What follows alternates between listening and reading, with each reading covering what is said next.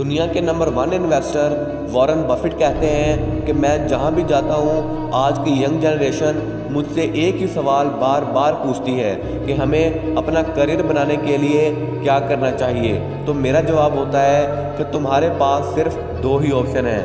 एक, या तो वो करो जो तुम्हें पसंद है, या फिर जो कर रहे हो उसे पसंद करना शुरू कर दो। वो कहते हैं ना कि सपनों की मंजिल पास नहीं होती, ज़िंदगी हर पल उदास नहीं होती। खुदा पर भरोसा रखना है दोस्त, क्योंकि कभी कभी वो भी मिल जाता है जिसकी आस नहीं होती। दूसरों के लिए हमेशा अवेलेबल मत रहो, उन्हें ना कहना सीखो, इससे आपकी वैल्यू बढ़ेगी। मैं ये करूं या ना करूं, मैं यहाँ जाऊं या ना जाऊं, हम ये भी दूसरों से पूछते हैं। हम ऑलमोस्ट पूरी तरह से दूसरों के ओपिनियंस पर ही जी रहे हैं, हमारी अपनी कोई ज़िंदगी नहीं रही।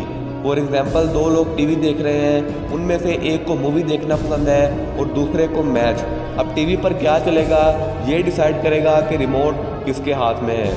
अगर दूसरे के हाथ में है तो आपको भी वही देखना पड़ेगा जो वो आपको दिखाना चाहता है। बिल्कुल यही रूल हमारी लाइफ में भी अप्लाई होता है। कब तक ज़िंदगी से भागते रहोगे, कब तक यूं ही वक्त को ताकते रहोगे। जल्दी से कामयाब हो और निकलो यहाँ से, कब तक यूं ही हारते रहोगे।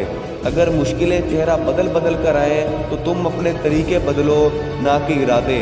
कांटों का तो काम है चुभना और इंसान का काम है उन्हें कुचल कर आगे निकल जाना। अगर आज तुमने खुद को ना बदला तो ये ज़माना तुम्हें कभी बदलने नहीं देगा।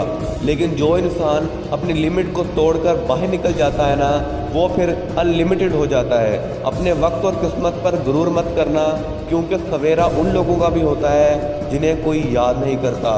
हम पेड़ बनकर ज़माने में छाँव बांटते रहे, लेकिन जब आंखें खुली तो पता चला कि मेरे अपने ही मुझे थोड़ा थोड़ा काटते रहे।